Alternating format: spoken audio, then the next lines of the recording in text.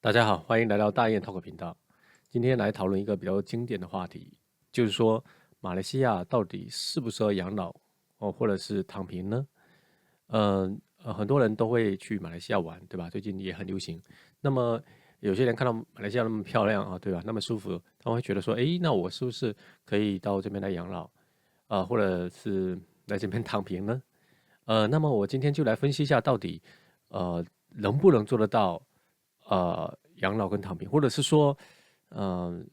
到底有没有那么适合啊？然后你要硬躺平什么哪个地方都可以，但是说你真的能做得到，而且不会很辛苦的话，那马来西亚是不是一个选择呢？呃，马来西亚呢，它其实是一个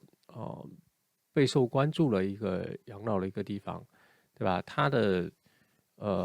主要的区域其实是分为两部分嘛，一部分是东马，一部分是西马。嗯，现在比如说我们以这个西马的这些大的城市，我们来讲一下这个大概的这些东西，因为东马其实也适合养老，但是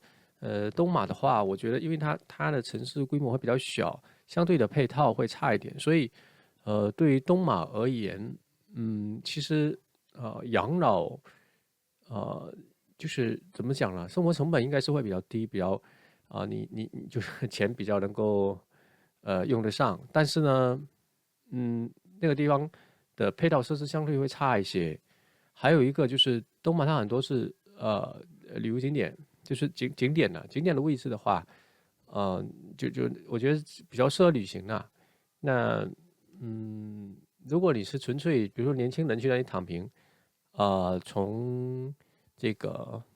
舒适度的角度，还有我觉得东马也是一个不错的选择，因为就是不管从环境啊、人文啊各方面都适合躺平的。我觉得东马是一个不错的选择。那么嗯，西马来讲呢，或者是说整体的这些大城市来讲，从生活成本的角度去考虑，那它相对于一些欧美的国家，跟一些比较发达的这种亚洲国家来讲，比如说日本啊、新加坡来讲，它的住房啊、食品啊、交通啊，可能的预算都会比较少，所以呢，可以过上相对舒适的这样的一个生活。呃，它的这个，比如说它这个大城市里面租一套公寓的话，每月的花费大概是像呃新加坡的一半吧，可能差不多这样的一个范围。当然，不同的区域的可能还是不太一样，但是就整体你可以大概的去比较一下。那但是你如果相对于其他的地方，比如说中国的一些非一线的这些城市的话，可能它就成本就也不算低，不能算高，但是也不低。那这个如果对于中国的这个一线的上海、北京这些地方哈，深圳来的可能还可以，这个整体消费还是比较低一点的。那么，所以对于这部分人来讲，就是还算是亲民的。然后另外一块就是医疗费用，医疗费用呢，马来西亚的医疗水平在东南亚还是属于比较领先的。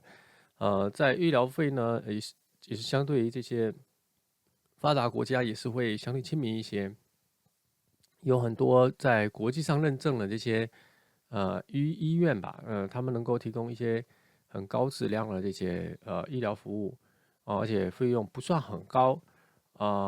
所以对于那些需要定期检查或治疗的这些退休人员来说，是个非常大的吸引的优势。呃，所以从这两点来看呢，就是它的这个消费水平，你要客观的去看，它对于这种比较发达地区来的，比如说北上广深的、新加坡的、日本的，这些地方来的人，甚至台湾来的人，他们的台湾也得看哪里了哈，就是相对来说这个消费水平还是比较便宜的，然后所以在这里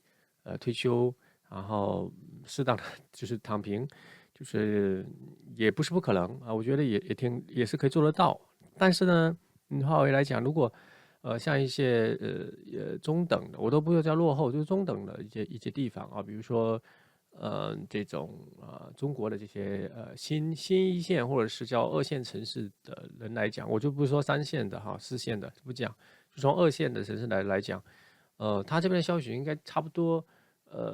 就是我讲的是城市里面的哈，跟二线的这样的一个校园，其实是差不多的，有些地方高，有些地方低，所以你来这边生活是可以的，但是你说躺平，其实还是很有难度的，是躺不平的啊。就是你可以来这里生活，如果你有收入，你来这边生活是 OK 的，因为它消费真的不算高，但是它还没有达到说让你可以就是躺平这种地步，就是它的消费，我去了新加坡，不是新加坡，去了马来西亚以后，我才发现其实它的消费并不低，所以不像网上很多人讲多低哦，其实没有，就是属于比较正常的这样的一个消费水平，所以如果你是这种中等发达地区来的或者是欠发达地区来的，你不要想着说躺平，不可能的，这是比较客观的一种状态，然后你如果是有一定的积蓄，然后或者是有一定的这些收入来源，那是可以过得相对舒适的生活，但是很富足是没有的啦。因为他们就是整个消费水平没有低到那个地步，所以就是可以选择一个不错的地方，但是不要指望太高，特别是从这个消费率上去想，你最好还是能多积攒一些钱，或者是说你还是就是不要放弃工作，或者是说怎么样，就是躺平，我觉得不太现实啊。然后退休的话，就看你退休金高跟低了，对吧？那这是消费力这一块。另外一个呢，就是它的这个环境，这套环境确实是比较好，然后这个生活方式也比较悠闲，对吧？这个大马呢有这个美丽的这个沙滩热带雨林，还有很多很好的自然景观，气候也相对会好一些。虽然这个那个下雨下了让人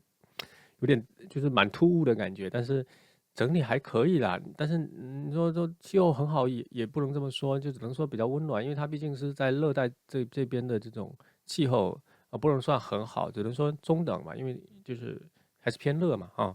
然后当然对于这些喜欢悠闲生活的人来讲这里就是节奏比较慢一些你可以享受大自然的这些馈赠。做一些轻松的这种户外运动或者在咖啡馆里面去读书啊，或者是散步就是蛮宁静的这样的一个时光。那么另外一个就从政策方面来讲就是如果你是想来这边长期定居，就是退休怎么躺平这个还是有提供的这样的一个路径吧就是马来西亚的这个第二家园计划嘛就我之前有讲到这个计划到了就是好还是不好，也专门做了一个视频节目，你也可以去看。那么我现在只是大概说一下，就是说它确实是给这些外国人提供了这样的一个便利就是比较方便，能够拿到了一个长期的一个居留的一个权利嘛，一个签证。那这样可以享受这些税收的一些优惠还有医疗福利的一些保障。所以从这个计划的重点来看呢，它的这个申请者的话，就是资金有一定的要求，以前是还好，现在还是有一定的要求的。另外一个，他不能在这个马来西亚工作，也就是说你是要退休或躺平是可以的，没有问题的，因为你本来也不打算工作，对吧？你的收入足够支撑你的这个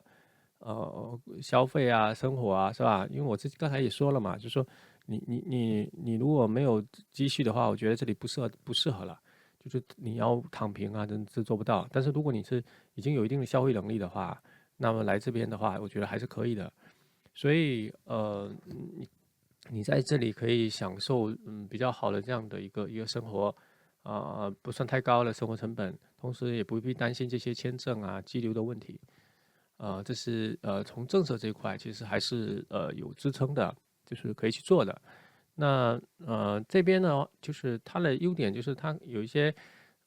不同的这样的一些文化就是马来人这些华人印度人这些民族的这种不同的文化的氛围。如果你喜欢这种多元的文化的这种环境，那我觉得马来西亚是个不错的选择。然后另外一个呢，这些很多都会讲英文，所以对，它有一个英文的一个语境，对吧？那你如果想学英语啊什么的，就是也算是有一个好的这样一个环境吧。另外一个就是这边的人呢都还比较热情，所以外国人呢在这里还是比较容易融入的，不会觉得说格格不入啊什么的，这个是几个比较大的优点嘛。然后再讲几个就是马来西亚呢，因为也是刚才讲了这个优点，同时它也会有一些缺点，呃就是很多地方，它其实英语有些人的英语也不是特别好，特别是有些就是他们还是讲马来语很多，然后有些比较偏的地方呢，就是你看连路牌都没有英语，你看上去那个好像是个英文字母，但实际上是马来语所以你的生活的圈子就是相对会固定一些，就是比如说你在槟城的这个城市，或者是稍微郊区一点点，呃是可以的，没有问题。但是如果再往纵深啊，就是其实还是会就语言还有一些其他的一些风险，所以活动范围就是相对还是得有一些固定的规划所以这一块呢，就是你深入了解马来西亚，你就明白，就说也没有说的那么。就是大家就是吹的有时候也过头，对吧？就是确实比较好，但是没有那么完美，就是大家有一个客观的认识，免得去了会很失望，对吧？所以我觉得就是外国人到那边，你还是要一段时间去适应他的这些交通啊、文化呀、饮食啊各方面都要去适应。另外一个，它的交通系统其实并不好并不是很好了，不能叫并不好，并不是很好，因为嗯，我说的是公共交通系统就是不是可能也是因为他们这边油比较便宜，所以大家都有坐那个私家车就蛮多的。你在城市里面还好一些，但是公交车也不是那么好弄嘛，都是就公共系统也不是很好。那如果你在稍微偏一点的地方的话，你离开了这个叫什么，就是私家车的这种方式，其实还蛮困难的。所以一般就是会就是打车 Grab 或者是他当地也有很多人骑那个摩托车，对，但摩托车本身又会造成另外一些问题，比如说飞车党比如说车速过高所以它的交通系统相对来说还是不是特别完善不能说不好，就是不是特别完善。那么这一点对于退休的人、年纪大的人来讲，可能有一定的这种困扰吧。我觉得这一点是需要提高的一个地方。然后如果你是想在那里生活，那你自己就要多注意一些。另外还有一个点呢，就是它的气候相对确实是比较潮湿，然后比较炎热的，是吧？所以就是因为马来西亚它不管怎么样，它就是在热带的这些气候嘛，所以它就是还是有点潮湿，因为它有海边嘛，有点潮湿，然后也很炎热，湿度非常高的。所以有些人如果对这个反应比较明显的人，他会觉得有点不舒服啦，特别是一些年长的，还有是健康状况长期暴露在这种环境下面，可能会增加一些风险，比如说心脏病什么之类的，就是风险就是本身自己的风险会高很多。那虽然说马来西亚的这种医疗水平相对比较高，但是能尽量减少这些的东西的时候，还是尽量减少，是吧？所以这一块也必须去考虑。有些人他就是很怕那种湿热的这种天气的，有这样的人，所以那你自己就要小心对吧？就是不是要做这个选择？这个是因为不是所有地方都适合所有人的。